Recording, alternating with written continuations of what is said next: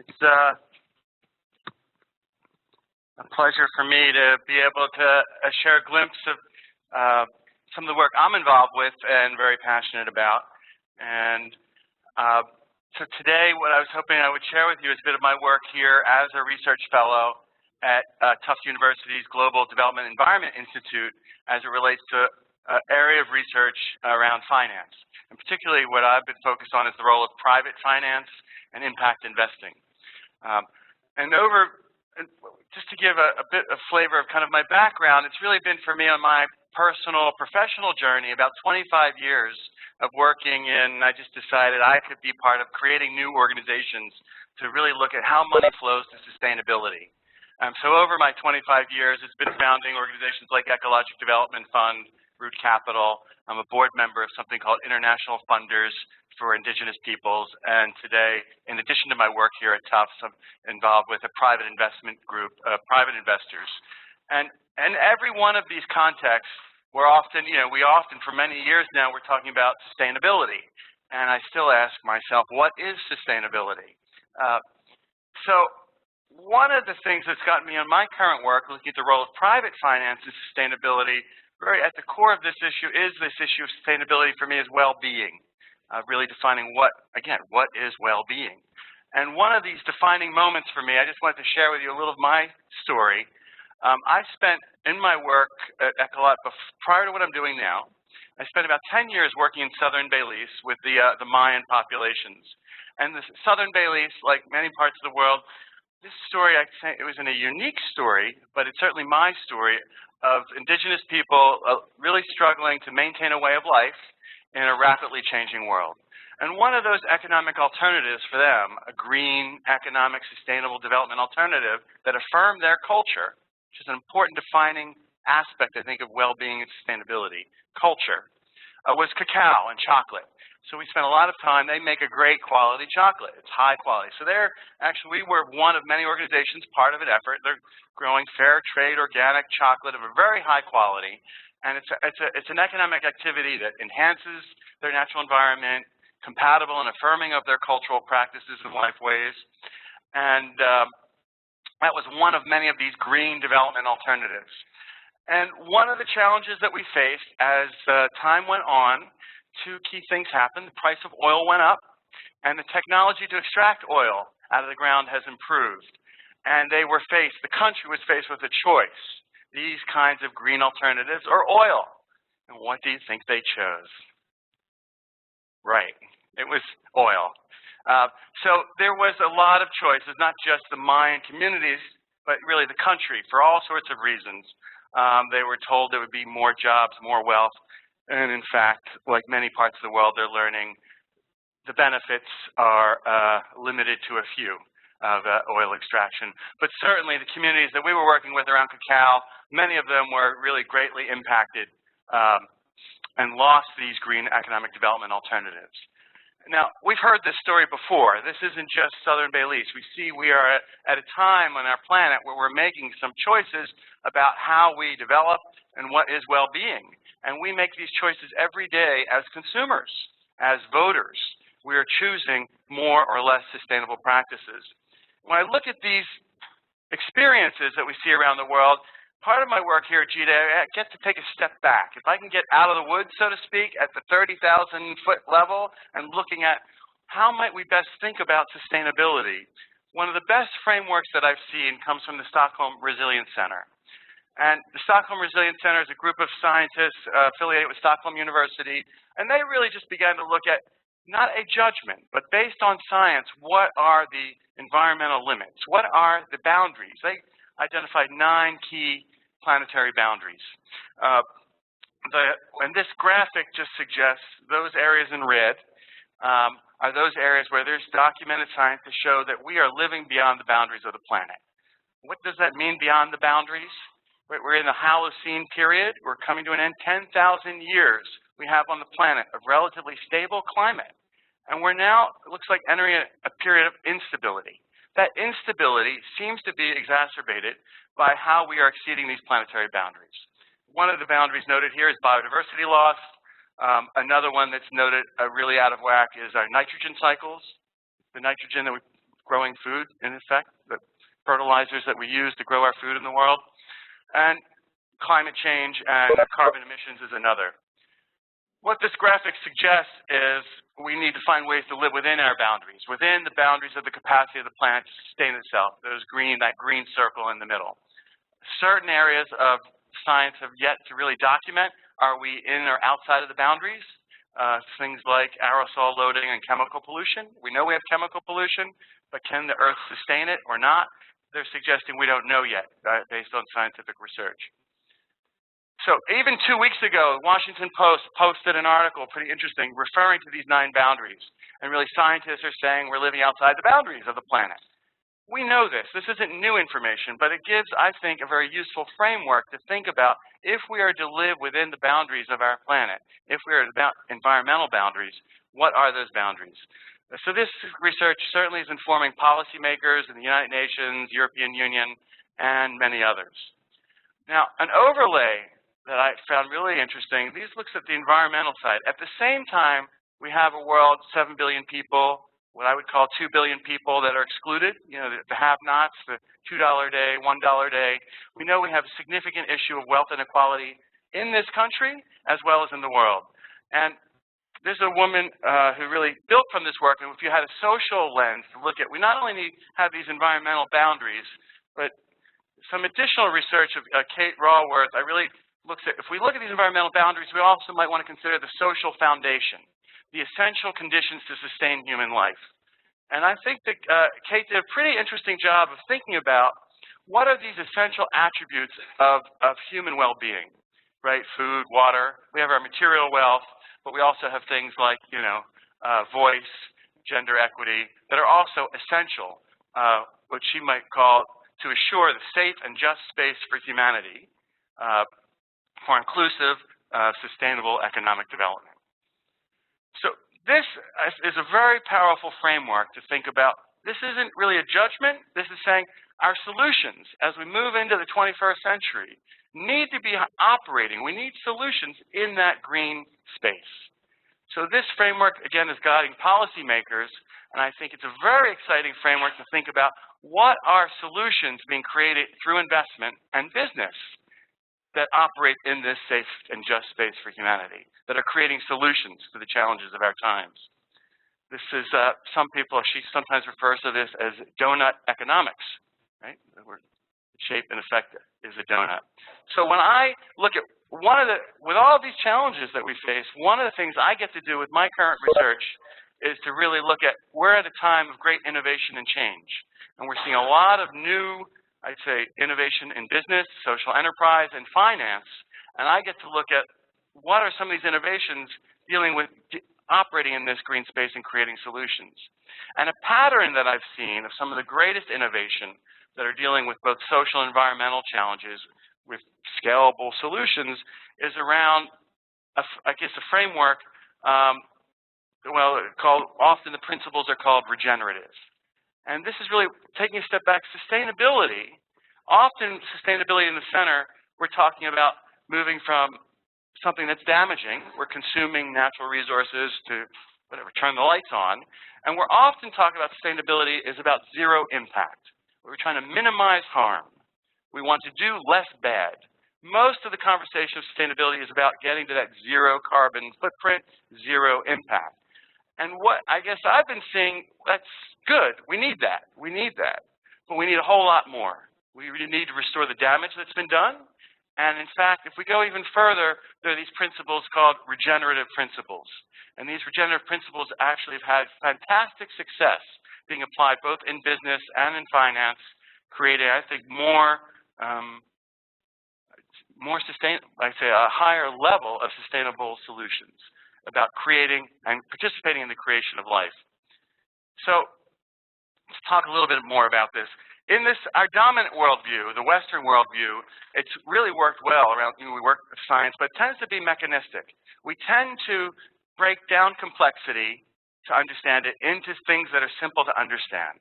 We have a tendency to think in silos, whether in academia, right, this whole working across sectors in academia. Is often multidisciplinary work can be challenging, but certainly we see this, it's really worked for us quite well in many regards, breaking complexity into simplicity, and often we create solutions around those simplified solutions, and often with unintended consequences, often negative.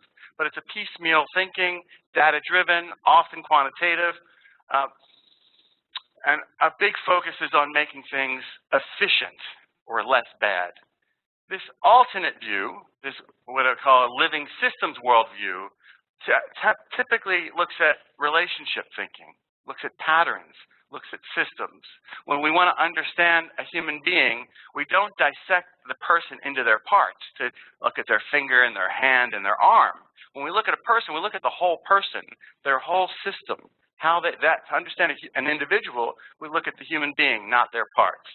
And this same thing applies to when we look at a living systems worldview. This holistic system worldview actually becomes a place where incredible innovations have and continue to happen in business, finance, and elsewhere. Rather than looking at efficiency, it's often looking at effectiveness, value adding, value creating. You don't add value and then you're over. There's an ongoing process of creation of value. Some of these views in this living system worldview come out of when we look at the patterns of nature, what makes nature thrive, self-organizing, it's dynamic, it's often based on relationship. But we see these same patterns and systems in nature often can thrive within a business environment. And I'm going to give you some examples of how businesses have been successfully using these principles to create using regenerative principles for business solutions. And so this comes at it. This has been around. These aren't my ideas. I'm just observing patterns. And I would begin with these regenerative principles have been applied successfully across diverse industries. And one that I'd like to start with is this company, Regenesis. Regenesis is in the building business. They actually were one of the authors that contributed to the LEED standard. Green building has a standard called LEED. Often we hear in green building and LEED standards, it's more expensive to build a green building than a conventional building, right? We often hear that. It's more expensive to do the right thing than the efficient thing. And in their case, Regenesis applies these principles now for 2 decades, and they consistently can build buildings with at LEED standards at a lower cost than conventional buildings. Right? They're able to take these principles of more sustainable built environment and do it at a lower cost. One of those sites that they worked on was Playa Viva. Playa Viva is a hotel resort in Zihuatanejo, Mexico. And taking this whole systems approach, and in this context of Playa Viva, looking at relationships and patterns, they actually looked at, because they happen to be a resort on a beach with turtles, they're actually actively engaged in turtle restoration. They work in a low-income community, and they found ways to work on that community and turn that low-income community, often perceived as a threat, right, poor people. International visitors don't want to see poor people. It's often a view. You keep them out. They turn them into an asset, working with communities to bring workers, providing products and services. They actually did all sorts of things to make the community their ally and to make the turtles their ally. So they become a place, actually they are actively involved in reproducing sea turtles, and actively involved in employment creation in that local community. These are just some of the attributes. They're not doing these things to be charitable. They're doing these things to build a smart business. What it does is it builds customer loyalty. They get a better price for what they're doing. They have higher occupancy rates in their hotel. They're more profitable hotel than many of their peers in that part of Mexico. I could give you another story around these regenerative principles. One of the early applications of these principles was actually at Procter & Gamble, large global consumer products company. And there was an engineer in the 1950s that was given free rein to build a new manufacturing facility in Lima, Ohio. And he said he had enough credibility to go do his own thing. And he began to think about these things, about systems, patterns, relationships. So when he thought about building a new production facility for their products, things like Tide laundry detergent, he began to think, well, what do the workers think who are going to work in this factory? And what do people in the community think about what we should be doing here?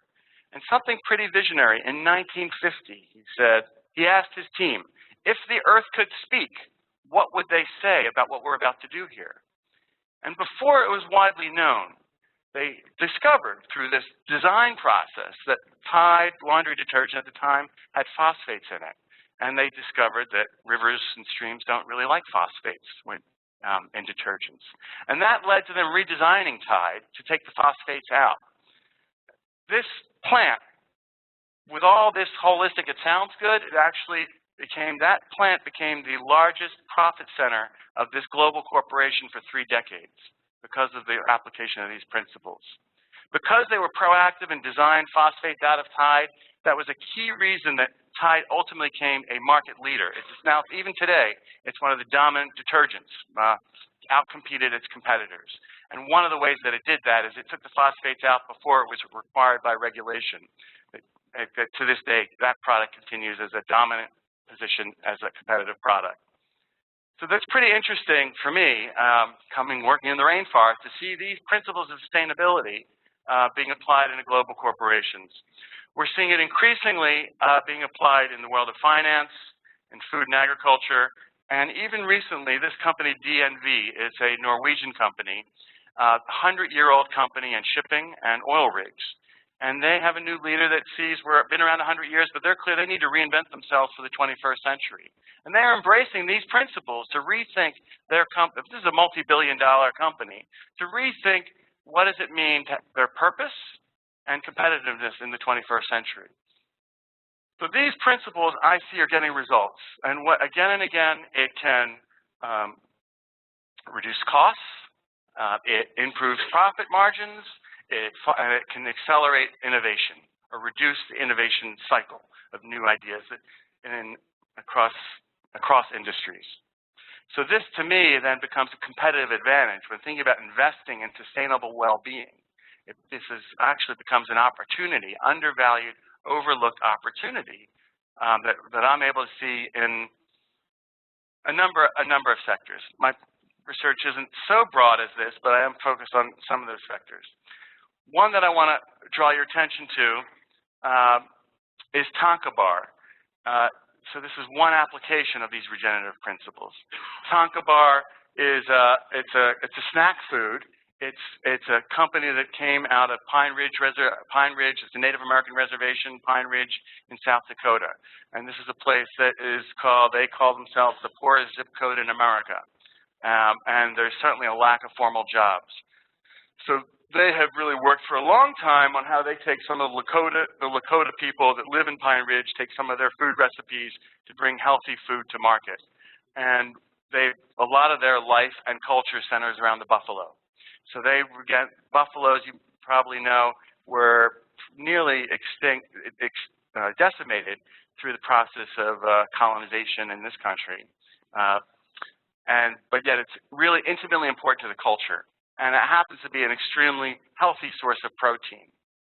So buffalo, unlike cattle, when you have buffalo on the prairie, it becomes a carbon sink, where cattle often is a significant source of carbon emissions. So buffalo are important to a culture. They are a healthy source of protein. And when introduced on prairie, it actually can be healthy for their habitat. So this company, Tonka Bar, Native American Natural Foods, they really took some of these principles, and when I say taking these principles of this shield, what you're seeing here is what they call their brand shield. These are sort of the values that guide the company. This in effect, captures their purpose. So a lot of these companies, when I see competitive companies, purpose is not maximizing short-term profit.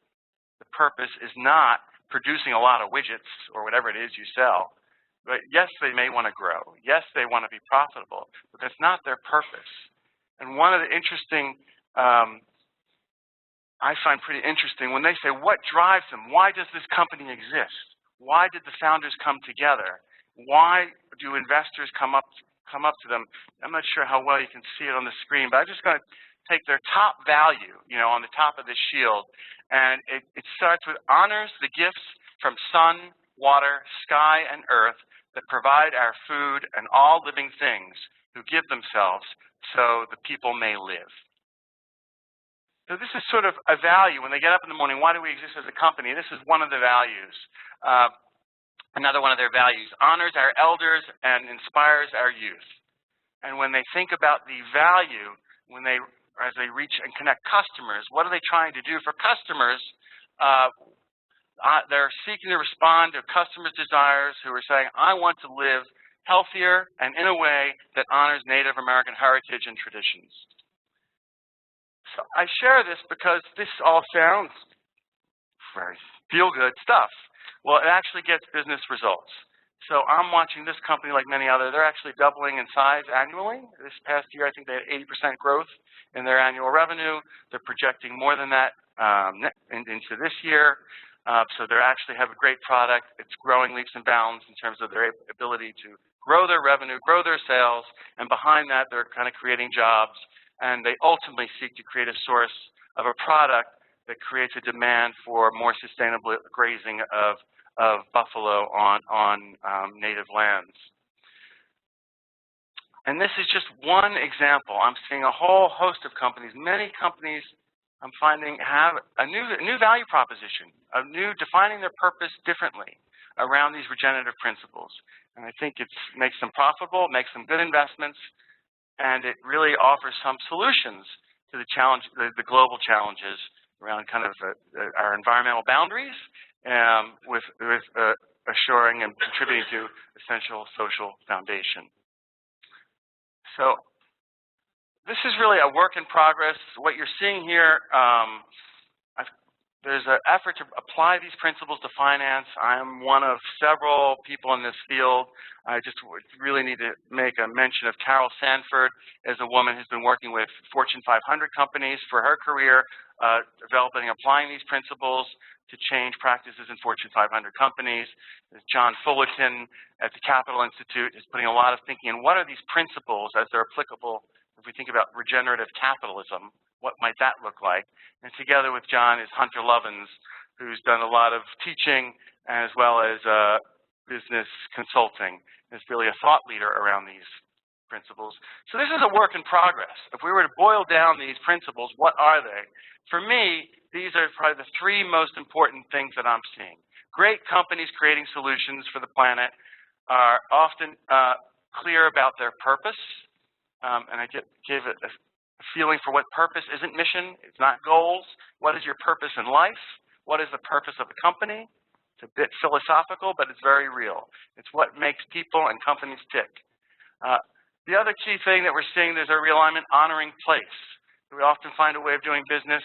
We forget where our stuff comes from and where we're throwing it out, but honoring place, where, how we do business. And this other piece, it's a very general statement, but important, right relationship. Are we in the right relationships with ourselves and the people around us? And I find that these companies are asking that in pretty serious ways. So some people, it's very spiritual. Are we in the right relationship with ourselves? Are we in a positive and constructive relationship with the workers, communities, and place where we work? And relationship often is looking at the relationships between how we produce things, its influence and impact on the world. So looking at these patterns and relationships, they all are doing this. These are the visionaries. Google wouldn't say it, but they have applied, when they got started as a company, they were applying these principles. Other additional principles that matter around these regenerative investment principles, they typically are highly entrepreneurial in their approach. They're often, always looking at wealth is viewed holistically. So financial wealth and profit is part, but we need to look at social capital, ecological capital. Prosperity is often shared, not because we have to, but because it's part of our purpose, how prosperity is shared. There are often principles of circular economy.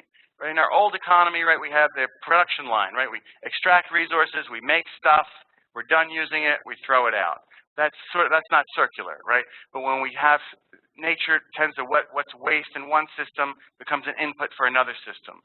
Those principles of a circular economy tend to get applied in businesses with these regenerative principles. And lastly, another common thread in principle is resiliency, that we're finding they're building resilient systems. They're learning, adapting, and resilient, and that's certainly especially important and relevant today in a world with a changing climate. What does it mean to build resilient systems, not just the companies, but the places and where they operate? So with that, I think I could pause, and hopefully it stimulated some thoughts or questions that I could respond to. Thank you.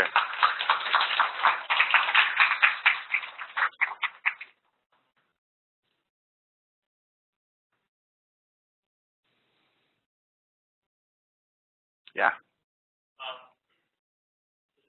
I'm curious as to what principles among the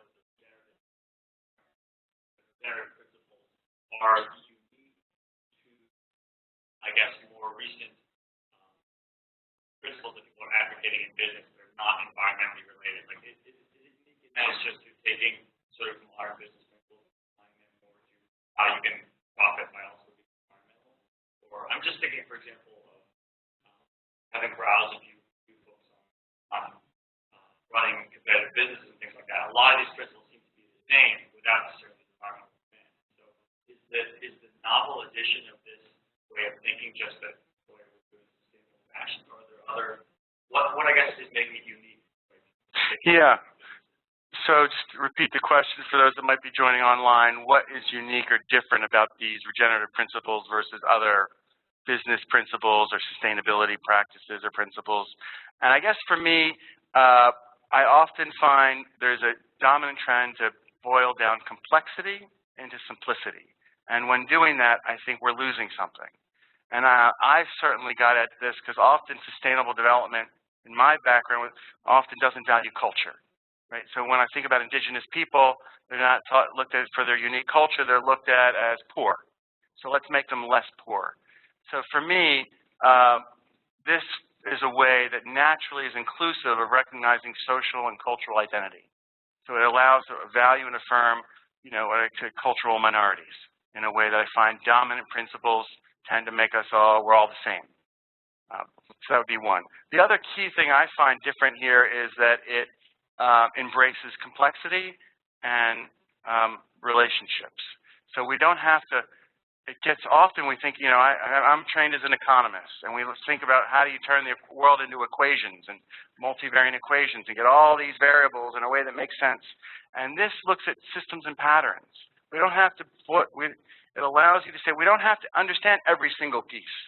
We have to understand how the whole thing works together. So I find that, for me, that's a little different. And I find that very interesting. It's systems thinking, but it's also very compatible with kind of indigenous worldviews that are often looking at interrelationships, right? What is our relationship to one another and the earth? It isn't just about how much carbon, how many tons of carbon are we reducing? Yeah.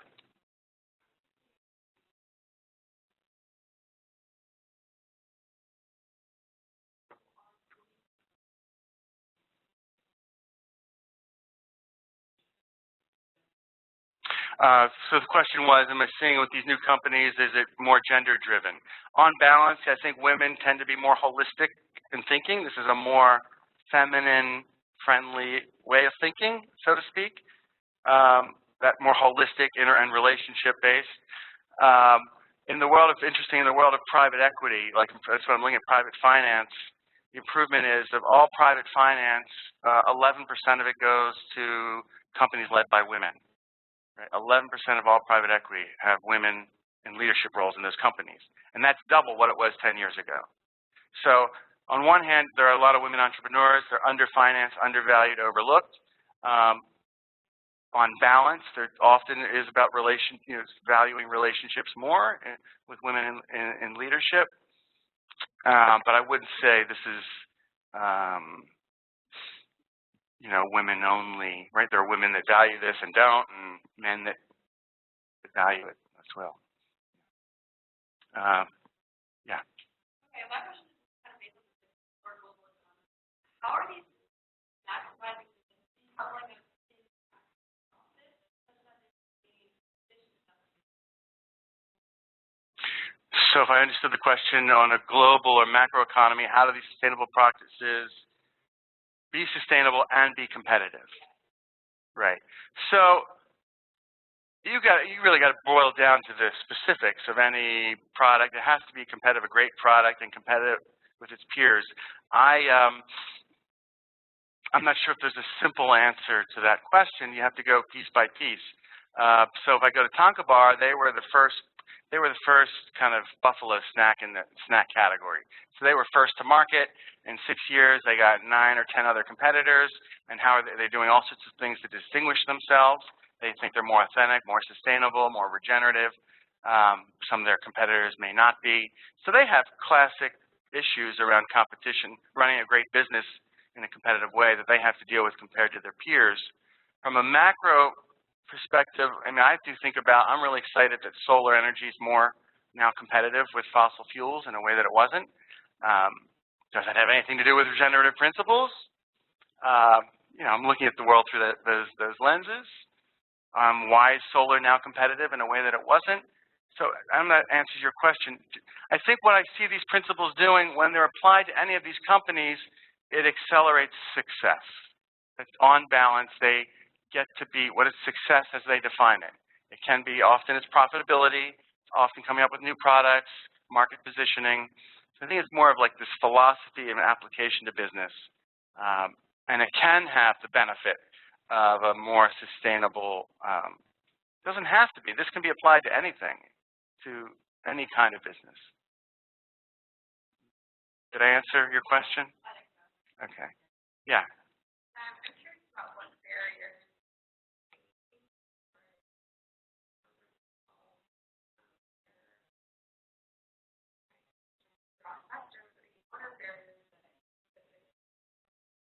What are barriers faced by these kinds of principles? So, I mean, the companies I'm most focused on are private companies that are small and growing. So they might be, let's say, $1 million, $10 million, $50 million in revenue. They're growing often anywhere from 30% to 100% a year. So these companies going through rapid growth, they're just trying to run a business. So they're just busy keeping product on the shelf, so to speak. So there's so to get philosophical, few of them have time to be philosophical and reflect on, you know, purpose of life. So I think that's one that the companies that embrace this, they get it. They just deeply believe if I do this way, I will get results.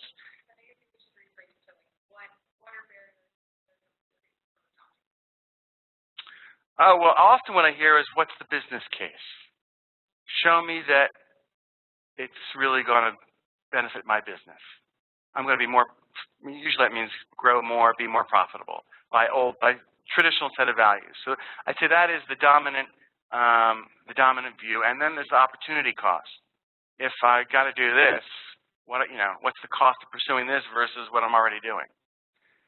So quite often when I watch some of these mentors, the people, the guides, the management consultants that are doing this in real estate and in business, they're often initially greeted with skepticism, and then they get enough buy-in to try this new way, and then the principals see results, and they see results based on some measure that they value, like lower costs.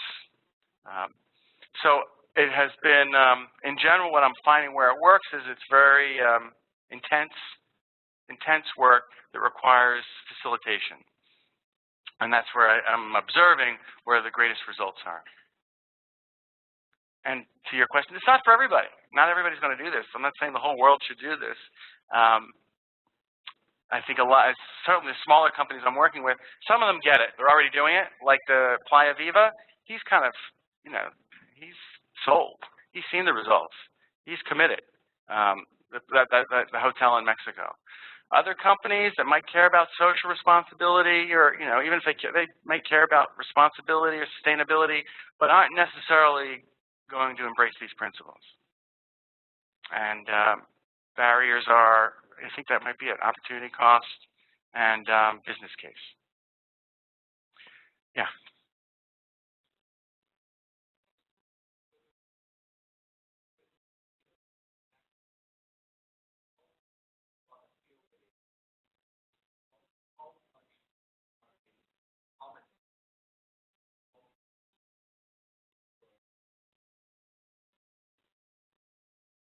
So the question had to do with, you heard my reference to small and growing companies.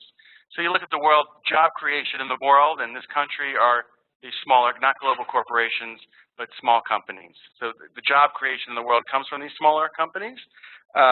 It's where innovation, in my view, that's where innovation comes from. In our system, often one of the things that happens, small companies do something innovative and get acquired by a bigger company. That's one of our systems. So I think that's one way innovation and growth happens. Companies buy other companies, right? Facebook buys WhatsApp, you know. So I think it's somewhat infinite. I mean, it is a bit about whether it's in a developing country and looking at economic development strategy, they know they need these small, very small businesses, like, you know, to create employment. So I think this is sort of I'm not sure if I'm answering your question, but I just see right now where we're at in terms of innovation around sustainability. I think there's a lot happening around people starting new companies and growing them. Not all of them work, many of them fail. That's part of the innovation process.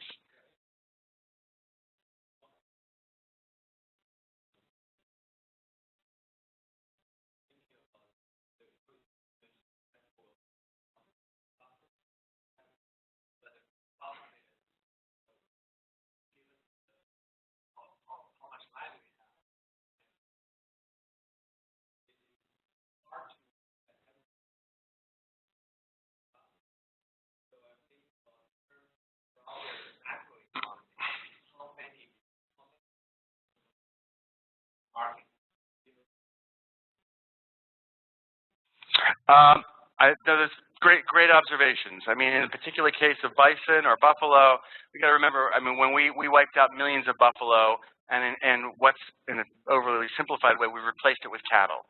So we've taken a sustainable and we've degraded the prairie. So we're taking in that particular example of buffalo and land use, you know, in the western U.S. in a general way, we've gotten rid of the buffalo and we've put in cattle. So it's a much less sustainable and a less healthy source of protein. Would buffalo be a source of protein for the world? No. Is it a better substitute to cattle?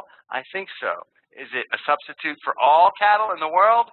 Probably not, right? Do we need other sources of protein that are more sustainable? Yes. I mean, to get to really this other area of innovation around food and protein, I mean, I've been pretty interested in looking at insects.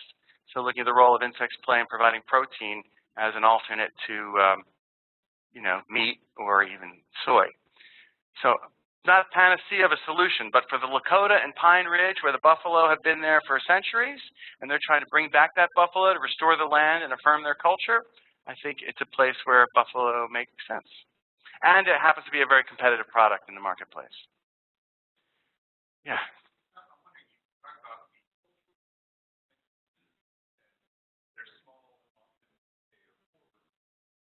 Traditionally, some of the market activity that sometimes it's very important, not too kind, either to their cultures or to their have been absorbed in the market where they were in. In an exploited state, do you sense any pushback, any fear that, for example, they're just going to replicate the ill on a smaller scale, that there are some people who get rich? If the taco bar gets sold out to a bigger snack company, are there people in the community who are pushing back and saying, wait a minute, we're partnering with a system that hasn't been worked to our favor in the past, and there's a potential that it's going to are there mechanisms in place to help the community, especially in a humanitarian system rather than on the macro level in the West, or maybe growing on the macro level?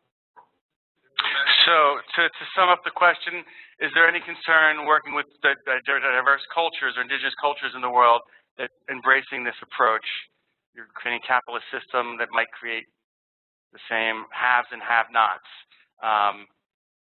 and potentially marginalize the culture?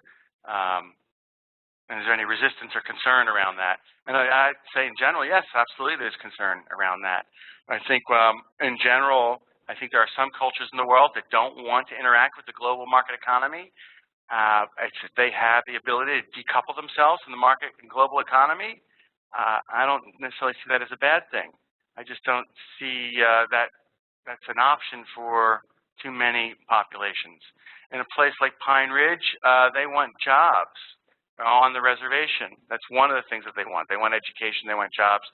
So this is an experiment. Can a company address some of their social and economic desires around job creation in a way that might affirm their culture?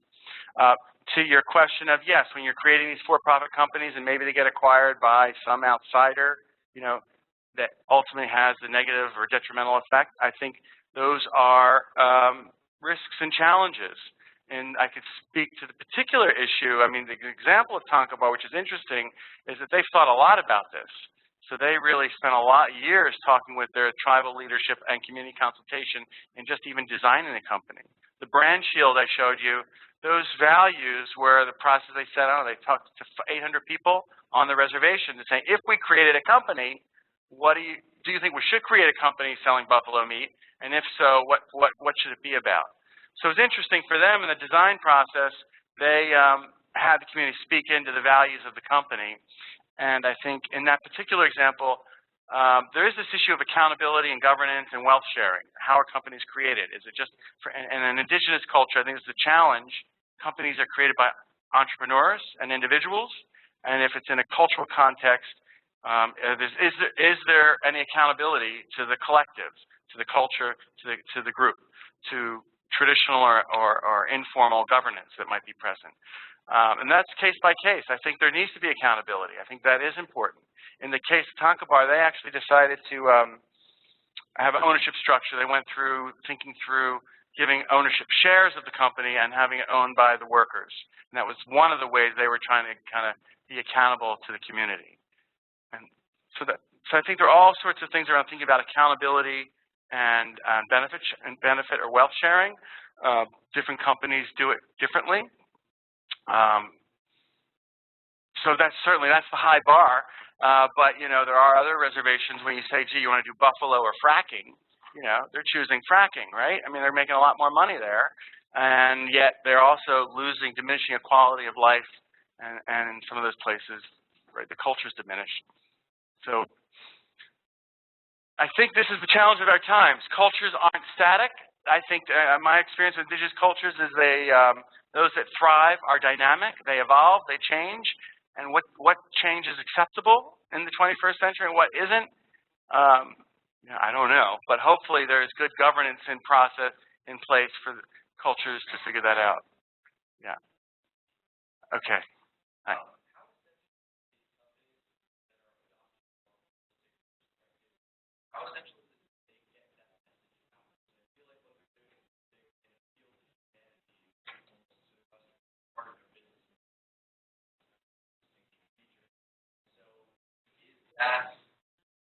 Are these companies crippled? Their audience aware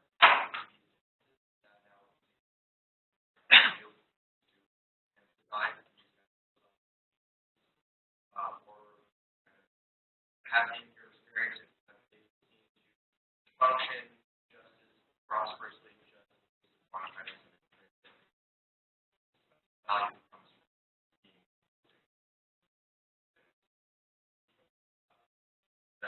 Where's the word? So if I try to summarize the question, do these companies taking these more holistic, regenerative practices, does that become their key selling proposition or the way they distinguish themselves? And I'd say rarely. Consumers rarely choose, rarely choose something for those reasons. Usually you choose it begins with consumers, right? You say, you want a high quality product. Usually consumers are driven, you want a good quality product for the right value, whether you're an economy shopper or you want a better value. Usually that story is secondary. Story is nice, but it's not the reason you buy something. If you don't like the product, if you don't like the price, you probably won't buy it, even if there's a great story. So it's an overgeneralization, but in generally speaking, few of these companies lead with their story. Some of them might convert their customer over time, say, well, you can get a great value and look at all this other stuff that matters. I watch there's a whole one of the things happening in this world of kind of, social enterprises, there's this whole growth of what has been called aspirational consumer. So millennials, it's really important. We create identity around, we identify with products. We want products to reflect our values. So our identity is in part, this aspirational consumer often looks for products and services that affirm our values and identity. So those consumers will be a little more drawn to the message. But that's a growing population in this country and in emerging markets. It's the largest growth of aspirational consumers, actually is in India and China, but it's certainly significant here as well. So that's one group, one segment of consumers that will value that story more. But overall, like Tonka Bar, this isn't the story they sell. They sell a good product at a good price. Yeah. If you follow Market Basket, in some ways, I used to shop at Market Basket feeling guilty that I was just buying for cheap and that everybody was being mistreated. Then when that happened, it felt like it had a regenerative community. I don't know that it's environmentally regenerative, so I'm just curious if that is the sort of the model of understanding the community in which you're embedded. Is that a reflection of the way the workers kind of stood up to that? Is that the kind of environment that these companies are trying to generate? Are they trying to be trying to get their workers to sort of say, "This is our company. You're not taking it away"? Is that part of the business practice of creating loyalty? So the question is referring to Market Basket here. I guess Boston, Somerville is an independent budget supermarket, and there was a big struggle, right, between the longtime CEO versus the family that was trying to take it over. And there was really an incredible demonstration of employee loyalty to the CEO that they tried to push out, and ultimately he's back. And to your question, that kind of employee loyalty, I don't think that these companies are after that. That can be a benefit. That's one of the things that can happen with this approach. So you will have, often there's a pattern of you're investing in your human resources, so it isn't just getting the lowest cost labor possible, but there is a value for human capital and how you invest in the people that work with you. That's a pattern. You have higher employee retention on balance because of employee satisfaction. So in a general way, yes. I think that could be many things. It could be regenerative principles. It could be social responsible business. It could be just being kind and generous to your workers. I'm not sure that's a holistic approach, a holistic systems approach per se. But it is impressive. It was an impressive display of employee loyalty. And it's, I think, one of the attributes that could be included, but it isn't necessarily regenerative per se. Yeah. Thank you for being here. I was going to ask a question,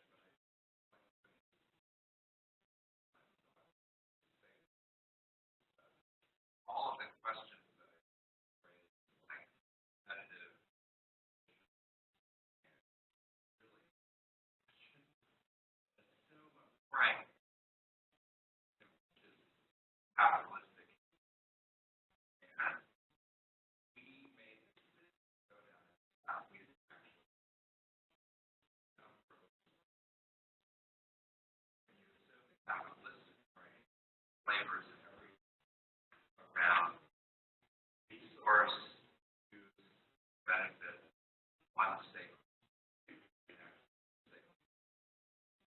Executives figured out there's one state. And you don't have to have it. A lot of folks have it.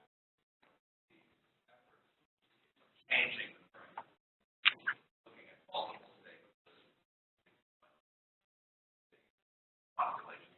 When you expand to those multiple stakeholders' brains, all of the equations, all of the calculations, all of the economics, and the efficiency measures, the competitive measures, resource use measures. So you just have to realize that you ask those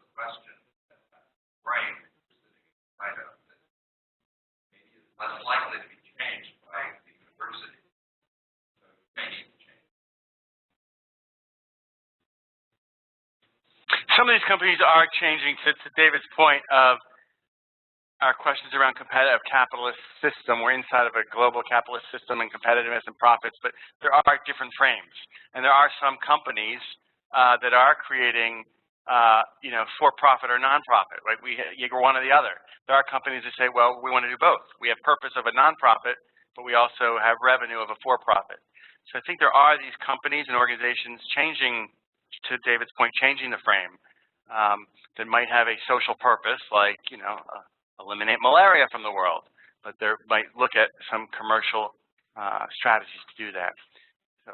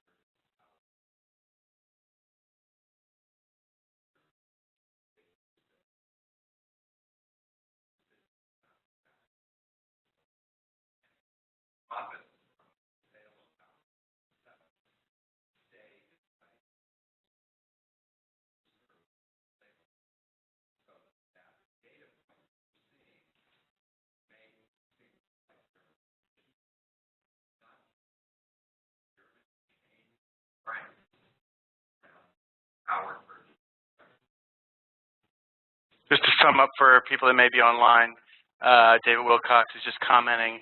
It's one of the issues is can be considering changing the frame. Germany's become a dominant player in solar energy because it's no longer buying energy. They're moving from buying energy from a centralized company to communities managing their own energy production with solar. Okay. Other questions? Have we hit our time?